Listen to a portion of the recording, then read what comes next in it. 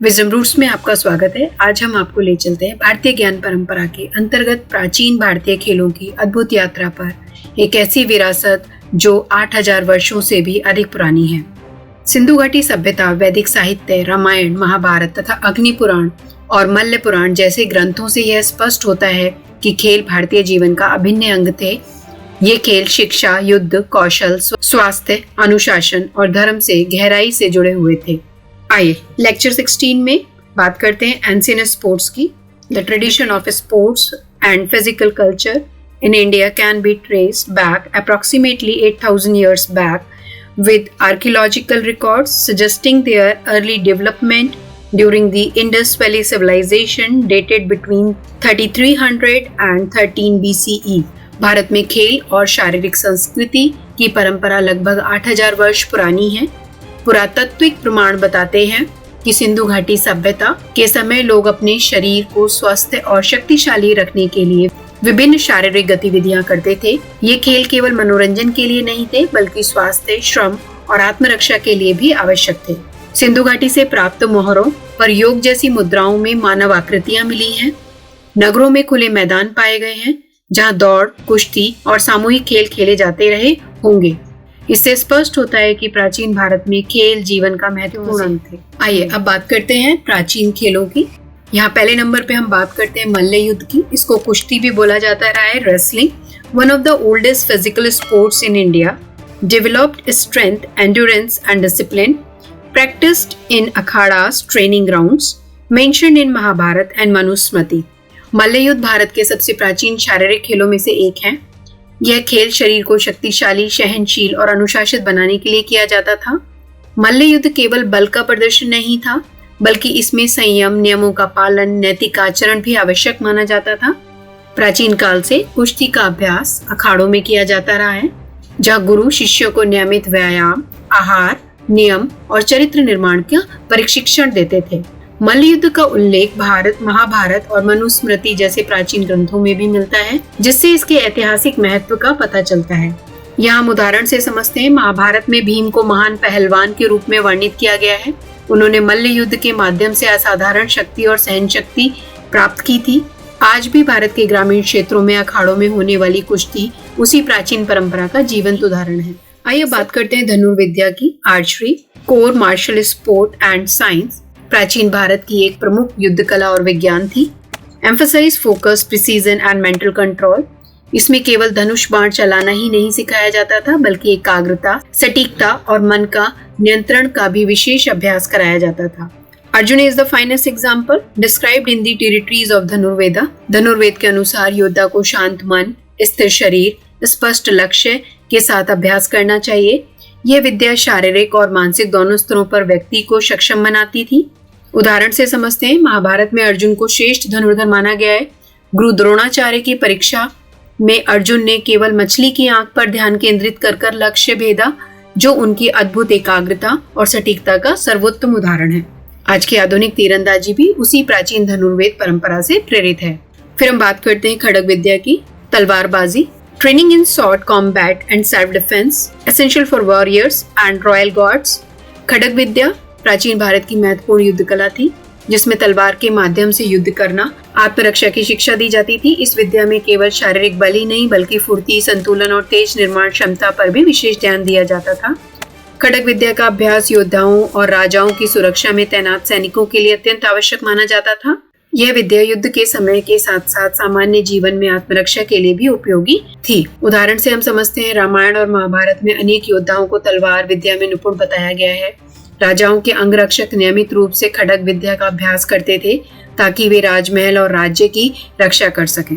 फिर हमें प्राचीन ग्रंथों में जिक्र मिलता है गदा युद्ध का। Mess fighting required immense strength and balance. गदा युद्ध प्राचीन भारत की शक्तिशाली युद्ध कला थी। इसमें गदा, भारी हथियार जिसको कहा जाता है, जिसको चलाने के लिए अत्यधिक शारीरिक शक्ति, संतुलन और सहन शक्ति की आवश्यकता होती थी। यह विद्या योद्धा की मांसपेशियों के साथ साथ उसकी एकाग्रता और नियंत्रण को भी मजबूत करती थी। Associated with Bhima and Balram, Mahabharat में भीम और बलराम को गदा युद्ध में अत्यंत निपुण बताया गया। भीम और दुर्योधन के बीच हुआ प्रसिद्ध गदा युद्ध उनकी अद्भुत शक्ति और संतुलन का श्रेष्ठ उदाहरण है। फिर हम बात करते हैं मुष्टि युद्ध की। प्राचीन मुक्केबाजी, hand to hand combat sport, improved agility, stamina and reflexes. मुष्टि युद्ध प्राचीन भारत का एक महत्वपूर्ण हाथों से किया जाने वाला युद्ध खेल था। इसमें योद्धा बिना हथियार के केवल मुक्कों और शारीरिक तकनीकों का उपयोग करके मुकाबला करते थे। ये खेल शरीर को फुर्तीला, सहनशील और तत्काल प्रतिक्रिया देने योग्य बनाता था। उदाहरण से समझते हैं, प्राचीन ग्रंथों और कथाओं में योद्धाओं द्वारा हाथ से युद्ध करने के उल्लेख मिलते हैं। आज भी आधुनिक बॉक्सिंग और कुछ भारतीय युद्ध कलाओं में मुष्टि युद्ध की झलक देखी जा सकती है। फिर हम प्राचीन खेल में बात करते हैं अश्वरोहण एंड रथ संचालन। अश्वरोहण इज हॉर्स राइडिंग, घोड़े की सवारी। रथ संचालन इज रथ चलाना। Vital skills for warfare and travel, popular during the वैदिक पीरियड। प्राचीन भारत के अत्यंत महत्वपूर्ण युद्ध एवं यात्रा संबंधी कौशल थे। इन विद्याओं के माध्यम से योद्धाओं को तेज गति से चलना, संतुलन बनाए रखना और युद्ध के समय रणनीति अपनाना सिखाया जाता था। वैदिक काल में घोड़े और रथ सेना की शक्ति का प्रतीक माने जाते थे। युद्ध भूमि में रथ चलाते हुए धनुष बाण चलाना एक उच्च स्तर का कौशल माना जाता था, जिसके लिए निरंतर अभ्यास आवश्यक था। उदाहरण के लिए महाभारत में अर्जुन और श्री कृष्ण द्वारा संचालित रथ इसका श्रेष्ठ उदाहरण है। श्री कृष्ण का सारथी होना और अर्जुन का युद्ध करना दर्शाता है कि रथ संचालन और अश्वरोहण युद्ध में कितने महत्वपूर्ण थे। आज के समय में घुड़सवारी खेल और कोर्ट रेसिंग में इन्हीं प्राचीन कौशलों की झलक दिखाई देती है।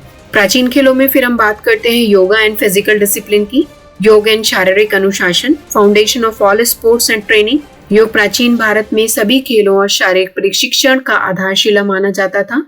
योग के अभ्यास से शरीर लचीला, श्वास नियंत्रित और मन संतुलित रहता था, जिससे खिलाड़ी बेहतर प्रदर्शन कर पाते थे।